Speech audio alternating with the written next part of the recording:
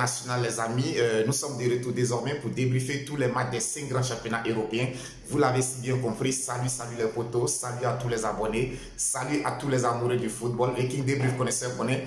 De retour pour débriefer avec vous les rencontres Arsenal-Tottenham, Manchester United contre Manchester City, Paris Saint-Germain-Nice et aussi Real de Madrid-Osasuna. Les potos, vous avez bien compris. Avant d'entrer plus dans le but du sujet, comme vous le savez, on s'est dit juste après ceci. Nous filons tous du côté de l'Angleterre où Arsenal recevait Tottenham. À vrai dire, c'était une rencontre qui était vraiment attendue parce qu'on le sait tous, les potos, Arsenal a du mal lorsqu'elle affronte les clubs du Big Four anglais. Et aujourd'hui, on le sait tous, Tottenham a très bien débuté sa saison, tout comme Arsenal également. Alors cette rencontre était vraiment attendue parce que Tottenham était séparé d'Arsenal, ne serait-ce que je pense qu'à 2 ou 3 points. Donc cette rencontre était capitale si les Gunners d'Arsenal voulaient vraiment conserver la tête de la première ligue anglaise en ce moment. Je pense que c'était une rencontre à 2 visages. On a vu vraiment une rencontre avec 2 styles de jeu vraiment différents. Alors le premier style de jeu, on connaît tous les potos. Tottenham, depuis l'arrivée aujourd'hui de leur entraîneur italien, on le sait tous, Tottenham, sa force première, c'est le contre-attaque. Tottenham a un jeu essentiellement basé sur l'avance. Parce qu'on sait tous au niveau du point d'attaque de Tottenham, ils ont des joueurs qui vont très très vite. Il y a Richarlison qui va très vite. Il y a Son qui va très vite. Et aussi en pointe, on a Harry Kane qui va aussi très très vite. Donc le jeu de Tottenham est un jeu vraiment basé sur l'avance. Est un jeu qui s'est fait à 2 ou 3 passes depuis le camp. Et tout de suite, on essaie de trouver les attaquants dans la profondeur. Contrairement à Arsenal, qui est un jeu basé sur les petites passes, on le sait tous, Mikel Arteta a été vraiment le digne élève de Pep Guardiola. C'est un jeu qui est fait de petites passes entre les intervalles, beaucoup de construction. Au niveau d'Arsenal, on prend son temps à construire, on prend son temps à faire des attaques placées, à développer le jeu pour pouvoir vraiment se montrer très très efficace en attaque. Donc c'était vraiment 2 styles de jeu vraiment opposés. En première mi-temps, on a vu une équipe d'Arsenal qui est vraiment entrée bien dans son jeu, qui a tout de suite ouvert le score. Je pense qu'à partir de là, Tottenham est revenu dans le match. Tottenham a essayé d'accentuer et de faire si bien ce qu'ils savent faire, essayer de procéder par contre-attaque. Lorsque Tottenham a égalisé, c'était vraiment compliqué pour les Gunners d'Arsenal parce qu'on a vu maintenant qu'il y avait de la rapidité dans le jeu de Tottenham. Tottenham a pris un tout petit peu l'ascendant sur l'équipe d'Arsenal. En ce moment, c'était vraiment compliqué. J'ai commencé à me poser des questions. Est-ce qu'aujourd'hui encore, Arsenal va perdre face à un club du Big Four anglais? Mais je pense que les Gunners d'Arsenal, la mi-temps est arrivée au bon moment. La mi-temps a permis à Mikel Arteta de vraiment parler à ses joueurs. La mi-temps a permis à Mikel Arteta de repositionner ses joueurs. Au retour des vestiaires, on a vu une équipe d'Arsenal qui a tout de suite essayé de prendre l'ascendance, qui a essayé de vraiment imposer sa patte sur le match. Je voulais saluer, je voulais tirer mon chapeau aujourd'hui à Gabriel Jesus. Les potos, on ne cesse de le dire. L'arrivée de Gabriel Jesus aujourd'hui du côté d'Arsenal était vraiment un très bon recrutement. C'est quelqu'un qui ne sait pas ménager ses efforts. Il se bat comme il le peut. Quand c'est difficile pour ses coéquipiers, lorsque c'est difficile en attaque, il descend, il vient jusqu'au milieu de terrain, par moment même jusqu'en défense, pour apporter son soutien à ses coéquipiers. Au niveau de l'attaque, vraiment, c'est quelqu'un qui est vraiment embêtant. Il est difficile à saisir. Et moi, franchement, c'est un joueur que je ne tarirai jamais d'éloges sur ses qualités. Collectivement, il est imprégné. Individuellement, il est dangereux. Et c'est à juste titre que Gabriel Jesus aujourd'hui arrive sur vraiment un effort individuel. Je dirais que vraiment, il faut croire. Ça, c'est l'instinct du buteur. C'est l'instinct du chasseur de but. Parce que sur cette action, je pense que pour beaucoup d'attaquants, ils auraient cru que tout était fait, le portier avait pris le ballon. Je pense que sur ce deuxième but, Hugo Lloris est aussi fautif. Alors Hugo Lloris étant le capitaine de Tottenham, je pense que franchement, depuis l'année dernière, sur quelques rencontres, il fait vraiment des erreurs pas dignes de son statut de capitaine, pas dignes aujourd'hui de son nom. Mais je pense que là, il faut vraiment attirer l'attention de l'instinct du buteur.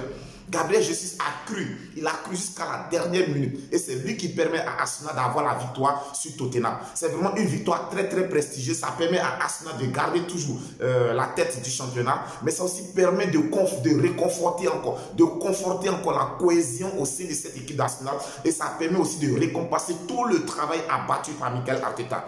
Je pense que l'année dernière, Arsenal avait très mal débarré sa saison, on l'a critiqué, on l'a traité de tous les noms, mais depuis lors, Mikel Arteta, franchement, il a su imposer sa patte. Il a montré et il a prouvé qu'il avait besoin juste d'un peu de temps pour démontrer son savoir-faire. Je pense qu'aujourd'hui, tout le monde entier, toute la planète football ne parle que d'Arsenal. Cette réincarnation d'Arsenal, le football champagne retrouvé au niveau d'Arsenal. Les boys ont grandi.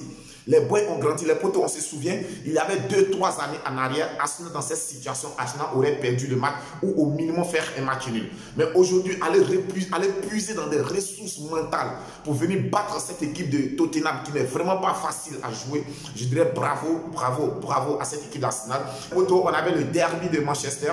Manchester City recevait Manchester United. À vrai dire, ça n'a vraiment pas été un derby. C'était une démonstration de force de la part des protégés de Pep Guardiola. On a vu une véritable équipe de Manchester City. Moi, j'ai envie de me poser une question aujourd'hui. Entre les joueurs de Manchester United et l'entraîneur de Manchester United, qui est le véritable tocard? Moi, je me pose cette question parce que je ne peux pas comprendre qu'il y ait un tel écart de différence, de talent entre Manchester City et Manchester United. Alors que lorsque nous regardons la composition des deux équipes, je pense que les joueurs sont tous des joueurs internationaux. Ce sont tous des joueurs de grand calibre. Les deux clubs regorgent de très très bons joueurs. Alors, donc, si je comprends bien, le tocard dans cette histoire, c'est l'entraîneur de Manchester United. C'est l'entraîneur de Manchester United. Tu ne peux pas recruter un joueur de très grand talent, un joueur qui a l'habitude de jouer de très gros matchs, qui a fait ses preuves, Casemiro, et pour un tel derby, mettre Casemiro sur le banc de touche. Moi, je ne peux pas comprendre. Je ne peux pas comprendre que tu puisses mettre Anthony sur le banc de touche. Alors, donc, à vrai dire, l'entraîneur de Manchester United, c'est un véritable tocard. A noter qu'au cours de cette rencontre, Erling Haaland a inscrit un triplé. Vraiment, ce joueur, c'est un très très grand joueur, il faut le dire. C'est un attaquant qui est capable de marquer dans toutes les positions.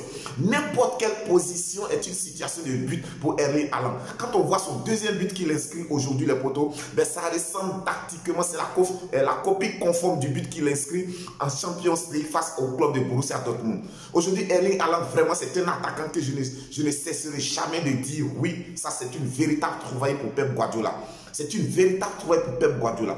Il est dans le collectif, la combativité, l'efficacité devant les buts, l'instinct du buteur, l'instinct du tueur. C'est ça Erling Haaland. Donc les potos, Manchester City écrase Manchester United sur le score de 6-3. Figurez-vous bien, sur le score de 6-3.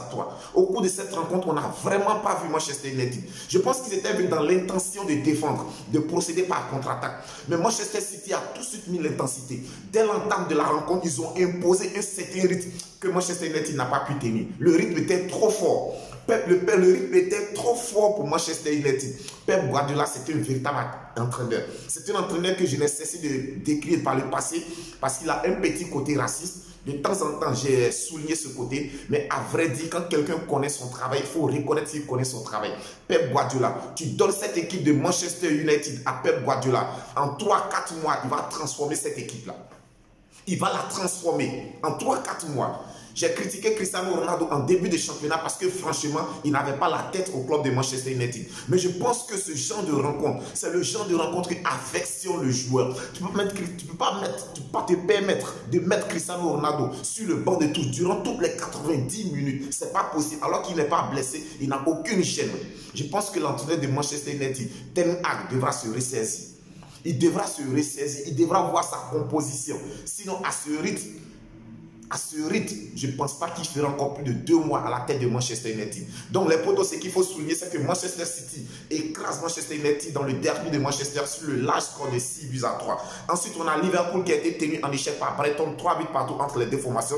Liverpool entre de la plus mauvaise des manières dans la rencontre. Tout de suite après 18 minutes, Liverpool est mené sur le score de 2-0. Les potos, je dirais qu'aujourd'hui, au niveau de la défense centrale de Liverpool, je pense qu'il y a quelque chose qui ne va pas. Il y a quelque chose qu'il va falloir régler au niveau de la défense centrale de Liverpool. Il y avait une certaine fébrilité qui n'existait pas dans les années antérieures. Alors, qu'est-ce qui se passe-t-il au niveau de Liverpool? Que se passe-t-il franchement? Au niveau de l'attaque, on ne sent plus cette influence de Mohamed Salah. L'influence que Mohamed Salah avait sur l'attaque de Liverpool l'année dernière, sur les années précédentes, on ne sent plus cette influence-là. Aujourd'hui, Mohamed Salah, on a l'impression qu'il est redevenu un joueur ordinaire, alors que les années antérieures, il était un joueur extraordinaire. Donc, je pense qu'il y a vraiment beaucoup de choses à refaire au niveau de cette équipe de Liverpool. Je pense que c'est mentalement. C'est mentalement qu'il va falloir refaire un boulot au niveau de Liverpool.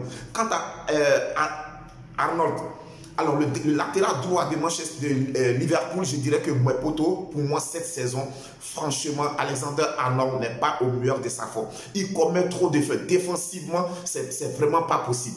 Défensivement, il commet trop d'erreurs. Offensivement, oui, ça, on le sait, c'est sa qualité première. Il a cette capacité à se projeter de l'avant, à apporter le danger au niveau offensif. Mais défensivement, je pense que cette année, Alexander-Arnold est en train de nous démontrer qu'il a beaucoup de carences défensives. Et c'est un problème qu'il va falloir régler.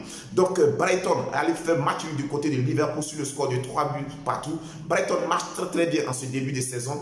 Tant bien même que leur entraîneur soit parti du côté de Chelsea, mais je dirais que le nouvel entraîneur pour son premier match, pour son baptême de feu, a réussi à faire match du côté de Liverpool. C'est vraiment une performance à saluer. Ensuite, les poteaux, du côté de l'Espagne, on a le Real de Madrid qui jouait aujourd'hui contre Osasuna. Match nul, un but partout entre les deux formations. C'est le premier match nul de la saison de du Real de Madrid. Je dirais que les poteaux, c'est pas que le Real a mal joué, mais simplement on avait une équipe de Osasuna qui était vraiment très bien organisée, qui est venue chercher le match nul, et je pense que leur stratégie a payé. Après avoir égalisé, ils ont garé le bus devant leur poteau. Les Madrilènes ont tout fait, ils ont tout essayé. Karim Benzema était de retour. Il a même manqué un penalty. Ça arrive rarement à Karim Benzema. Mais je peux dire qu'aujourd'hui, les poteaux, c'était vraiment le destin. Donc, le Real de Madrid concède son premier match nul de la saison à domicile face à Osasuna sur le score de 1 but partout. Les poteaux, c'est un match nul qui a beaucoup de conséquences parce que ce match nul permet tout de suite au rival barcelonais de prendre la tête du championnat espagnol. Alors, le FC Barcelone, hier, se déplaçait du côté de Mallorca. Ils sont allés s'imposer sur le score de 1 but à 0. L'unique but de la rencontre a été inscrit, comme on le sait tous, par Lewandowski. Un superbe but de Lewandowski. Lui aussi du côté du FC Barcelone, je pense qu'il est en train de faire ses preuves. Il est en train de battre tous les records du côté du FC Barcelone. J'aimerais les potos voir une confrontation entre Lewandowski et Erling Haaland. Les potos, j'ai soif de voir cette confrontation. Qu'est-ce que ça donnera? On sait tous, les potos, les deux éléments étaient déjà du côté de la Bundesliga la saison dernière. C'était déjà très tendu entre les deux. Les deux convoitaient le titre de meilleur buteur au niveau de la Bundesliga. Aujourd'hui encore, ils sont en Europe. C'est vrai qu'ils sont dans deux championnats différents, mais j'ai envie de voir le duel Lewandowski-Erling Haaland. Donc les potos, ce qu'il faut retenir, c'est que le FC Barcelone s'est imposé du côté de Mallorca sur le score de 1 but à 0. Ensuite, pour revenir du côté de la France, alors sachez que le Paris Saint-Germain a battu le club de Nice sur le score de 2 buts à 1. C'était vraiment un match vraiment compliqué. On a vu une équipe de Nice qui a donné vraiment du fil à retordre à cette équipe parisienne. Mais on le sait tous, toujours quand c'est compliqué pour le Paris Saint-Germain, il y a ces stars qui sont là pour faire la différence. Et hier, c'est Lionel Messi et Kylian Mbappé qui ont fait la différence. Il faut noter que Lionel Messi a inscrit le premier but parisien sur un superbe coup franc qui a été magistralement transformé par la star argentin. Donc, la victoire du Paris Saint-Germain au dépens de Nice sur le score de 2 buts à 1. Les potos, c'était tout pour aujourd'hui. J'espère que cette vidéo vous a plu. On continue de s'abonner, on continue de liker, de partager. Potos, je voudrais attirer votre attention sur une chose. S'il vous plaît, j'ai besoin de vos critiques, j'ai besoin de vos remarques pour nous permettre de nous améliorer. Laissez-nous en commentaire qu'est-ce que vous n'appréciez pas dans nos différentes vidéos. Comme ça, ça nous permettra de pouvoir nous améliorer. Comme je vous ai dit, Viking Débrief connaisseur connaît, ce n'est que le début. Le meilleur reste à venir, les potos. Ne vous inquiétez pas. C'est votre chaîne, c'est notre chaîne, c'est la chaîne de tous les amoureux. D'ici là, portez-vous bien. On se donne rendez-vous pour demain lundi à partir de 20 h. Les potos, sachez que ce week-end, cette semaine, il y aura la Ligue des Champions qui sera de retour. La 3e journée des matchs aller. On vous donnera le programme complet demain. Ne manquez pas cette vidéo. D'ici là, portez-vous bien. Que Dieu vous protège. On reste tous Viking Débrief connaisseurs connaît.